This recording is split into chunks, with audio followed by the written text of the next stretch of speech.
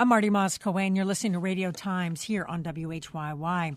Speaking from the Oval Office on Sunday night, President Obama called on Muslim leaders to confront extremist ideology of groups like ISIS.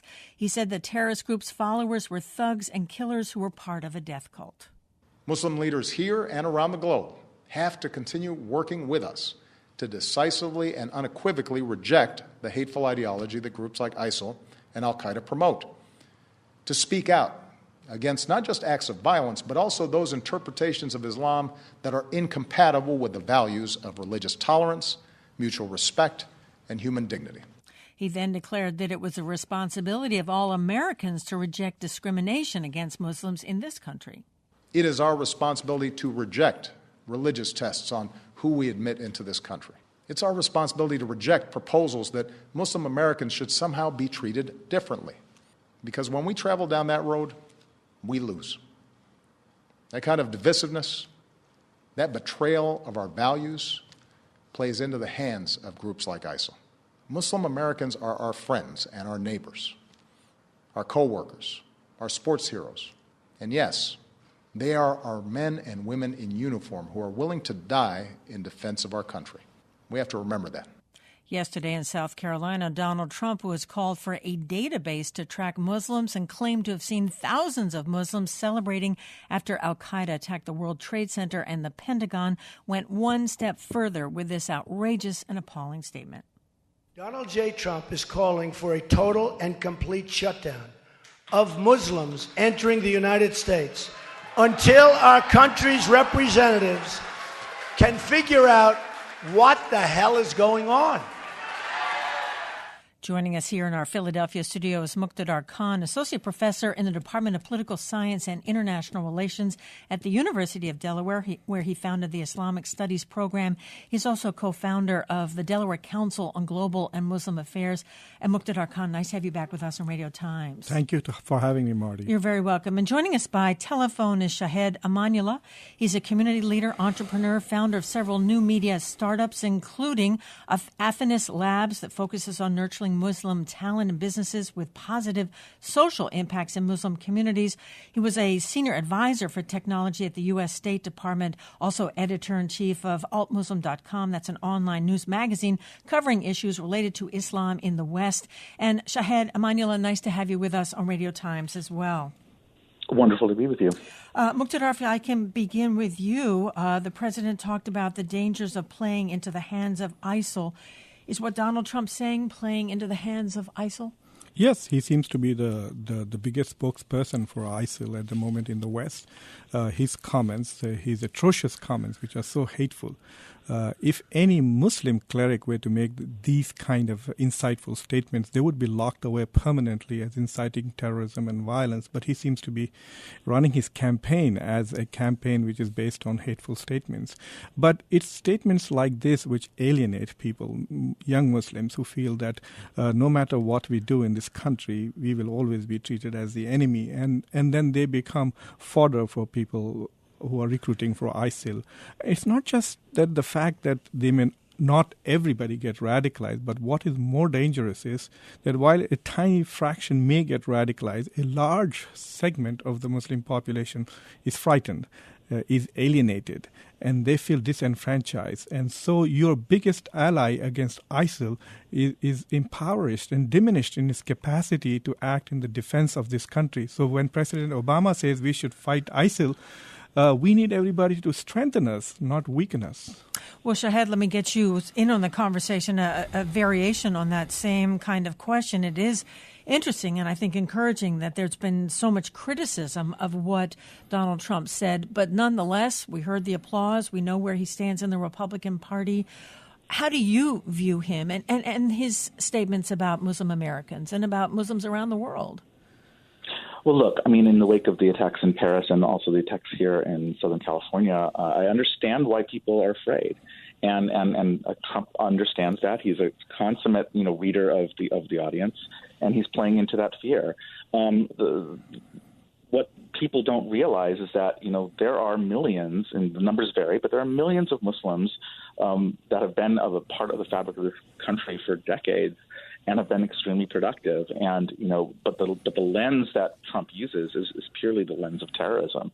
And so in order to counter that, the good part about what's happening is that it is forcing people to say things that maybe they wouldn't otherwise have said. So it's really refreshing to see other Republican candidates being forced to the table to say exactly where they stand. I mean, if this is going to be a litmus test, let's use it as a litmus test to show which people stand for American values and which people don't. Shahed, let me go back to you, and Muqtedar, I'd like to have you weigh in on this as well. And after the Paris attacks, Shahed, there was talk about how in Europe, Europe has not integrated Muslims into their society, into their country the way America has. Would you say that America has done a better job than some of our counterpart countries in Europe, Shahed? Well, one of my tasks as a senior advisor at the State Department was actually to go to Europe and other places around the world and interact with Muslim communities, particularly Muslim minority communities and particularly Muslim youth communities. And what I saw there was really telling. I saw groups of young people that so desperately wanted to belong, as any young person does. They desperately wanted to feel like they were a part of society. But the way those societies are structured just wouldn't allow them to. And it gave me a renewed faith in the way that our country is structured, so that, the day you become an American, if you're an immigrant, or just the day you're born, if you're born here, you feel American. It is something that is just ingrained in this country, and often I would see a lot of hand-wringing among my diplomatic colleagues in Europe about what to do with the situation. And, frankly, I would just say, you need to be more like America. How do you see that, Muqtedar? There are two things. One of the biggest differences is that the governments in Europe have tried to integrate Muslims, and the U.S. government has done nothing, which means the culture is doing a better job than the government. And I think that is the key to understand. The second aspect is that in Europe, Muslims are not just religiously different. They are the religious other and the racial other, which means that Islam is the second biggest religion and most prominent second religion of Europe, and Muslims are the African Americans of Europe. Whereas in the United States, that's not the case. So Muslims are neither the religious other nor the racial other. So in that sense, they have been kind of under the radar. So for example, even today, anti-Semitic acts are far, far more than Islamophobic acts. Maybe there's a reporting issue, but still. So this country, in spite of so much of Jewish integration, is still more anti-Semitic than it's Islamophobic. But also the nature of immigration is different. Immigrants to the United States have been far more educated. So they are either becoming white or on the fringes of becoming white. That's not the case in Europe. But do you fear, Muqtedar, that there will be an increase in Islamophobia? Certainly after September 11th, there was an increase, and there was an increase in attacks on Muslims. And do you think we're at a similar juncture now? I expect it to increase more because ISIL is not going to disappear. And if ISIL disappears, ISIL is Al-Qaeda 2.0. I fear what is Al-Qaeda 3.0. There are something worse than ISIS. Something worse than ISIS can happen. So we should be prepared for that. But we should also not exaggerate the nature of Islamophobia in the U.S. The Islamophobia in the United States is rhetorical and discursive at the moment. It is not like in Europe, where it is embedded in government policies and culture. But what I fear is that if mainstream leaders resort to Islamophobic rhetoric, then it could, God forbid, translate into violence and systematic discrimination. I hope that better sense prevails, and I think that in that sense, Donald Trump's candidacy, the way I think of it is, this is huge. It will make America less great.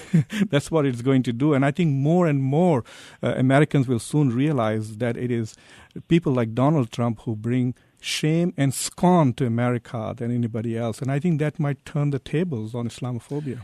Shahed, the president, and others, frankly, but the president on Sunday night really called on Muslim leaders to criticize and stand up against the kind of extremism that we see from some of these terrorist acts and certainly from ISIS itself. Does that seem like an appropriate thing for Muslim leaders to do, to speak out? Well, look, I mean, let's take a look at the progression of Muslim communities in America since 9/11. In the wake of 9/11, there was pretty much a zero tolerance policy within mosques and Muslim institutions for anything that would bring, shame to those communities or bring law enforcement in or just cause problems. And anyone who espoused those kinds of views went underground, went on the internet and things like that. So there's really, these people are persona non grata in the 2,500 mosques in America. And by the way, we had only 1,200 mosques in America in the days after 9/11. We have about 2,500 mosques now. So Muslims have proven to be very resilient. But the problem is this. Even the people who, looking at this, what happened in San Bernardino, even the people who were around that person didn't have enough to act upon. They didn't sense anything. They didn't feel him. Now, does that mean that Muslims need to be much more aware of what their neighbors do? I actually think that that's the case, not because of violent radicalization, but because it's just good community policy. We should be aware of what our neighbors are going through. We should be aware of their needs and be able to outreach. And for that, we need capacity. So in Muslim communities, for example, we need more mental health capacity. We need more counselors. We need more youth tutors. We need these kinds of people trained so that they are sensitive enough to pick up on not the violence, but simply someone's about to go off the tracks, just to let them know that to be a good civic and engaged civic citizen, that these are the things you need to do and direct that kind of passion and energy elsewhere. Well, I was looking at Pew Research Center, Muqtedar looked at how Americans view Islam, and more Americans than in times past, or at least in recent times past, believe that Islam encourages violence. So the question is, should Muslim leaders stand up against this violence, whether it's in this country or in another country, to challenge the idea that more Americans believe that this is a violent religion? Well, there are two aspects to it, Marty. One is that it is very difficult for anybody in the United States or in Europe to control what goes on in Iraq or what goes on in Pakistan or other parts of the Muslim world. Politicians, political forces in those countries use whatever they need to legitimize themselves. And in the absence of any other vision which can legitimize their politics, they resort to Islam. So I could shout hoarse saying this is un-Islamic, as Muslim scholars have been saying that ISIL is not Islamic. Right. And ISIL will claim and use sources from the literature to distort. It is important for us the way we interpret and report these events. For example, in this year alone, there have been 355 incidences of gun violence and nearly 460 people have been killed. None of these events are attached to questions which ask questions about American culture. What kind of country is this? What kind of people are these? Is this a murderous nation that shoots its own people? We have killed 280,000 people since 9/11 in gun violence, and we don't see this as problematic at all. It's only when we don't? In the sense that we don't impute it to our culture. It's just a political law issue. It's associated with the Second Amendment, etc. But when it comes to one shooting in San Bernardino, it's suddenly the entire religion and the entire Muslim community is culpable to it. I want to say that Muslim Americans have, in pockets, done a great job in trying to integrate Muslims. What they have done is they have shut down the negative rhetoric, if there was any, in the mosques, etc. But what is happening is that there are people who are called unmosqued, in the sense that they do not engage with the Muslim community. They don't come to the mosque. And for them, their religion and their sources are on the internet, where they are listening to other people overseas. And that is something that it's very difficult for us to do. Let me give you one example of what we did last week on December 5th. We had this massive conference on social justice in Delaware, organized by Muslims. A lot of Muslims showed up, but a lot of non-Muslims showed up. But what was remarkable is that nearly everybody who is a leader in Delaware, the governor, Senator Carper, Congressman Coane, then Tom Gordon, who's the executive, the police, everybody was there, and we spent a whole day interacting. It was as if Delaware was embracing its Muslims. Now, that eliminates a sense of alienation if people have had. They feel they belong. And what was important was that these leaders discussed serious issues, not just Muslim issues. They discussed serious Delaware's problems there. And so since we began to see ourselves as solutions to America's problems, we feel integrated and part of it. And I think that is what I think the next step that Muslims have to do is to become part of the solutions to America's problems, not just be on the fringe of Muslim issues. Like on gender issues, you should say women should not just talk about women's issues, but about all issues. And I think Muslims have to do the same. Shahed, let me quote somebody. This is Tanzila Ahmed, a writer and activist, host of the hashtag Good Muslim, Bad Muslim.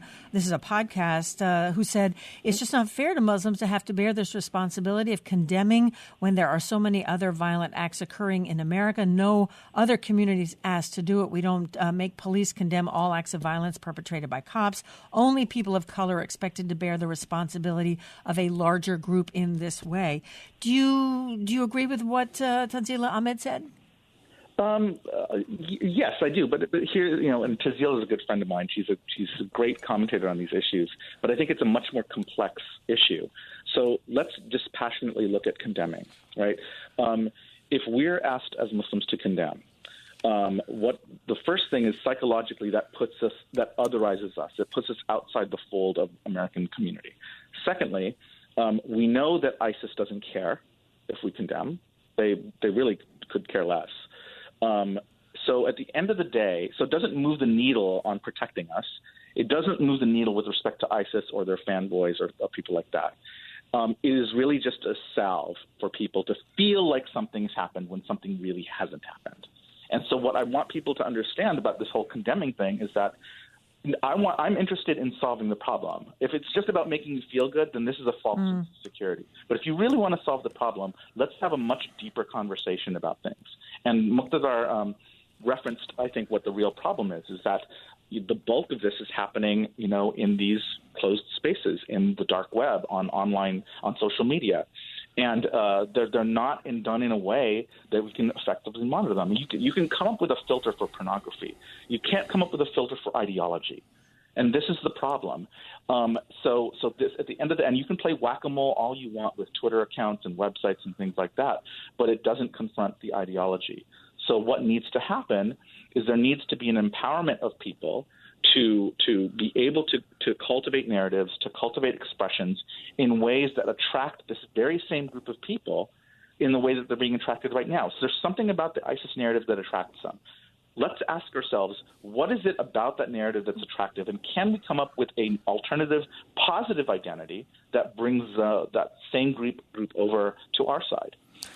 Well, and we're almost up on a break here, and just I had a quick follow-up before we have to take this break. In terms of that narrative, the president called it a death cult. I mean, this is a very dark narrative that seems to be attractive to certain people. There's always going to be nihilistic people in every group of people. I mean, this country suffers mass shootings all the time by really disturbed individuals, and Muslims have to be given a little bit of leeway to have mentally ill and crazy people in our communities as well. Not everything is done by a sober individual that's thinking rationally. So we need to solve these problems as a community, not just as Muslims. And that's Shahed Amanullah. Also with us, Muqtedar Coane, and we are talking about, frankly, what a lot of the country is talking about these days, having to do with Muslim Americans and some of the religious discrimination and also some of the religious ideology of ISIS. Stay with us. We'll be right back. This is Radio Times here on WHYY in Philadelphia. I'm Marty Coane. In an address from the Oval Office on Sunday night, President Obama called for Muslim leaders in the U.S. and across the globe to speak out against violent interpretations of Islam, speaking directly about ISIS or ISIL. He also asked all Americans to reject religious discrimination against Muslims. We're talking with Muqtedar Coane, Associate Professor in the Department of Political Science and International Relations at the University of Delaware, and Shahed Amanullah. He's a community leader, entrepreneur, founder of several new media startups, and was a former senior advisor for technology at the U.S. Department of State. And we have calls coming in at 1-888-477-9499. A lot of comments, Radio Times at WHYY.org. And you can tweet us at WHYY Radio Times. Muqtedar, you wanted to talk about this condemnation or the condemning acts. Shahid probably also remembers that I was one of the earliest Muslims to condemn 9/11, and I wrote an essay called Bin Laden Go to Hell, and I received a lot of backlash from the Muslim community at that time. See, the point with this condemnation is not that we issue the same statement with just changing the name of the organization or the date of the event and say, oh, we condemn this is un-Islamic. But what we really need to do is to engage with the theological arguments that groups such as this use. So, for example, if you look at the burning of the pilot, of the Jordanian pilot that the ISIS, they end it with quotations from scholars, a very prominent Muslim scholar. That scholar is very popular in the United States. Ibn Taymiyyah's teachings are taught very widely in the United States and Europeans. Now, I would like Muslim scholars to contextualize this and to come out and say, yes, ISIL is also using this scholar, but I don't want you to understand this, or was Ibn Taymiyyah wrong, or was he right? We need to address those ideas. ISIL and Al-Qaeda use verses from the Quran and traditions from the prophetic traditions, etc. We have to engage that. If we don't, and if you look superficial, then young Muslims growing up think that uncles in the mosque don't know anything about Islam, and these, Islamically dressed people on YouTube are better scholars of Islam because, well, their Arabic is at least better. So it is very important that we have to dull the charisma of these. It's the same for Americans. They have to challenge the charisma and the rubbish that Donald Trump and Ben Carson are spewing by facts and rational arguments. And I think that is what President Obama is calling Muslims to do, to go out there. And another task that Muslims should do is not get ghettoized, sending their kids only to Islamic schools and where they are only taught about Islam. They need to know more about America. They need to interact with Jews and Christians and atheists. And they need to understand that this country is their country too. And so we need to teach Muslims, especially the immigrant ones, a lot more about the history of America. For example, how many people know that Muslims died in the Civil War? Not many people know. How many people know that Jefferson used to read the Quran and so on and so forth? And when we learn about America and its incredible history, you really feel proud of this country, and that perspective changes. Once you start becoming an American, both in heart and mind, it's very difficult for those children to get radicalized. And I think that is an important function that we have to play. We may not have the resources, but we need help from mainstream communities, and increasingly the interfaith community, rabbis and Christian priests are doing a great job of dragging and helping the Muslim community to come into the mainstream. Shahid, is that a message you think that would resonate with young people that seem, for whatever reason, to be attracted to this extreme, and I have to say, violent ideology? If you do what Muqtedar says, which is, educate people about Muslims in this country, the history, what this country is about, is that something that would prevent someone from joining a group like ISIS? Well, we haven't had a proper conversation with Muslim youth for multiple reasons. So one is because the vast majority of Muslim scholars who are preaching a mainstream kind of moderate version of Islam don't you'll see them like giving talks on YouTube for an hour, right? Whereas the extremists are using social media memes, graphic imagery, Twitter size bits of information. They're where young people are. And mainstream scholars are simply not. And so we need to build capacity for people to do that. So, for example, I helped organize a hackathon in May where we brought a couple hundred of the world's biggest Islamic scholars together and tried to come up with initiatives that could kind of translate their work for the Twitter generation. Because these people are hungry. They go out to the internet. They find answers that people aren't addressing in their local communities. I was talking to one Muslim scholar who was telling me that in the wake of 9/11, Muslim scholars didn't want to talk about the concept of jihad because they didn't want to be misinterpreted or something like that. But in the absence of we kept on telling people what jihad wasn't, but we didn't tell people what jihad was. And in the absence of that, ISIS comes and says, this is what jihad is. And unless you're there to give that context and say, that jihad does mean to struggle for righteousness and, the things that the vast majority of Muslims believe, which are peaceful and which are meant to build a better society, they're going to take that line and they're going to run with it. So we need to double up. We need to have difficult conversations with our young people. We need to talk about stuff that we haven't been talking about for a decade. Shahid, go ahead. Shahid is making a very important point. There are two things happening simultaneously. There is this radicalism that we need to fight, which is a security threat. But there's also Islamophobia that is on the rise. What Islamophobia is doing is it's scaring the hell out of mainstream Muslim scholars. We are afraid to step out and tell people that this is not. For example, last Friday, in pursuit of this social justice conference, I was talking about a verse in which God says, "What's wrong with you people that you will not stand up and fight for the poor and the marginalized and the oppressed," in the Quran? And the word in the Quran is fight. So when I invoke that verse, a lot of ladies came to me after the sermon and says, "You should have made sure that you should have used the word struggle and not fight." I said, they said that I would have encouraged Muslim youth to fight. I said, but the Quran does use the word fight, not struggle. So, but there's nothing wrong in saying that, that we should stand up and fight for the rights of those who are marginalized and those who are impoverished. So what is happening is that there's a lot of self-censorship going on in voices who can be the antidote to extremist voices, and that silencing is coming from the targeting of Muslims, mainstream Muslims, by groups who are talking about Islamization of America and stuff like that. So these hate groups are actually assisting the radicals by completely disenfranchising the very scholars and activists who could fight against them. And you're saying, what I hear you both saying is that scholars and others need to not just step up, but really do that next step, which is to explain, because there's just a lot of either ignorance or fear or just the fact that people are not versed in this. And there are also lots of conspiracy theories going on, which we need to be able to challenge and confront. Let me see go ahead. It's a dysfunctional conversation. There's a dysfunctional conversation happening within Muslim communities, and there's a dysfunctional conversation happening outside Muslim communities. The main message that Muslims are getting right now, if I had to simplify it, is this: please do something about those extremists, and by the way, we don't want you here. That's the message that a lot of Muslims in this country have been feeling this last week. And how do you expect to have any progress when that's the message? Let me get some callers in. Looks like we have Coane from Allentown joining us on Radio Times. Coane, go ahead. You're on the air. Hello? Hi there. Go ahead. You're on the air. All right. My question is, why do Muslims demonstrate when there's a cartoon about Prophet Muhammad from Sudan to Afghanistan or from Egypt to Iran?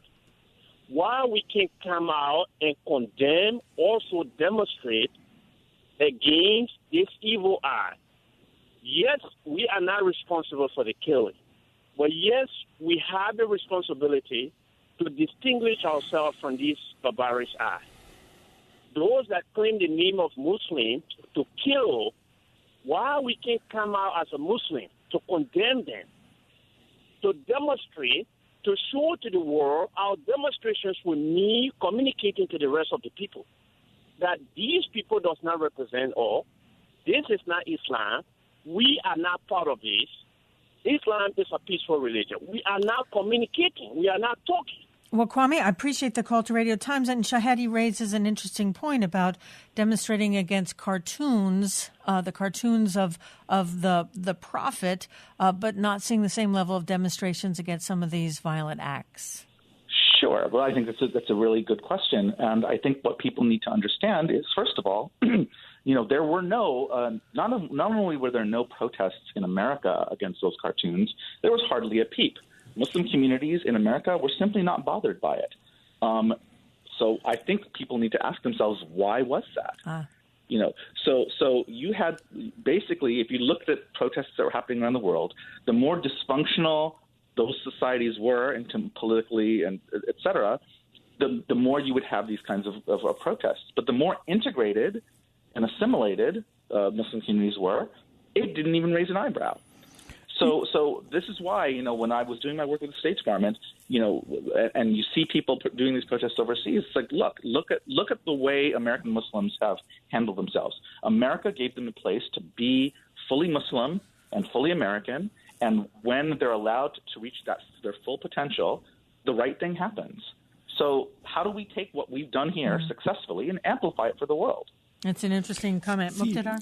Let me give an example. If someone asked me, why do these people burn U.S. flags, right, in the streets, in Karachi, in other parts of the Muslim world, I thought about it a lot, and I got it. When I get upset, I write an op-ed. And sometimes it will come out in Washington Post and New York Times. Now, how does a person who can't write an op-ed in Karachi protest U.S. foreign policy in Iraq? And how does he or she get on CNN? There is no outlet. That is how they get on it, through protests, because we know that CNN will go out and cover. But let me also tell you that my own experience with media this weekend is we did this fabulous conference, which would have countered some of this narratives so strongly, right? But there was no media. We sent information to 150 media outlets, and nobody came and covered it. And even those who came, they were more interested in asking questions about ISIL. So there is a culpability that the media seems to err on the side of the sensational than the sensible. So, and then to complain that the sensible is not out there when the sensation is privileged over it is, I think, completely unfair.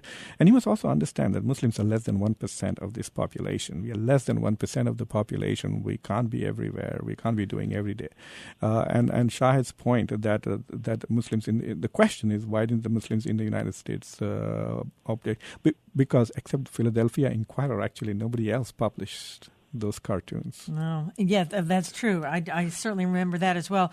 Shahed, I was nodding actually as Muqtedar was talking about the press coverage. I have CNN on over my shoulder here, and I can see, Donald Trump pretty much 24/7. So I can't defend that. I mean, we certainly talked about him during the show, but at the same time, I think there is some truth to that the press sort of feeds, press broadly speaking, is sort of feeding some of this fear. You've had now a generation of Muslim youth who've grown up reading about Islam on the front pages, seeing Islam in the headlines pretty much every day of their lives. And it's had a tremendous impact on them. Thankfully, I don't think it's been entirely negative. What it's done is it's helped make them resilient. It's helped make them proud and strong. It's helped force them to integrate in their communities and to build alliances. And so, it becomes a teaching point. I use it with my own children. I mean, they always are seeing things about the news, and we have a conversation about it. What does that mean for you being a Muslim? I want my kids to know, and I want all Americans to know that, if I did not believe that my faith was of benefit to this country, I would abandon it. I truly believe that it has something of benefit to people, not because I say so, but because I hope they would say so. And I took an oath to defend this country when I joined the State Department, and I'd happily take a bullet for it. And I know plenty of other people who would. These are the stories I want the press to talk about. I want the press to talk about that we just raised $100,000 for the victims of the San Bernardino shootings in the last 2 days, just within the Muslim community. These are the success stories. I was also reading about Muslim Americans also raising money to rebuild some of the black churches that had been burned down over the last couple of years. It was the biggest fundraising campaign through the month of Ramadan. Launch Good, the company that did that, is actually housed in the incubator that I'm running, and they had dozens of Ramadan charities that were on there. The Rebuild Black Churches campaign was by far the largest of all the campaigns. Muslims deciding to help their fellow Americans. This is what I want people to know about. And unfortunately, I can't get Jane's call on only because we're almost out of time. But this is to you, Muqtedar. She says the meeting that they had in D.C. in Delaware was great, very important. Wouldn't have known about it. We need to sit down together. This is what we need to do more of. Obviously, agreeing with I think both of you that I guess perhaps this is I'm not going to say a turning point, but it is a point at which we can deal with some of these issues that have not been dealt with. I teach a freshman class on Islam, and I meet people who are not corrupted by college yet. And one thing that I found about a lot of Americans is that they have a very profound sense of justice. I think we do something in our public schools, in spite of all the bad things, is that they do develop a sense of justice and sense of fairness.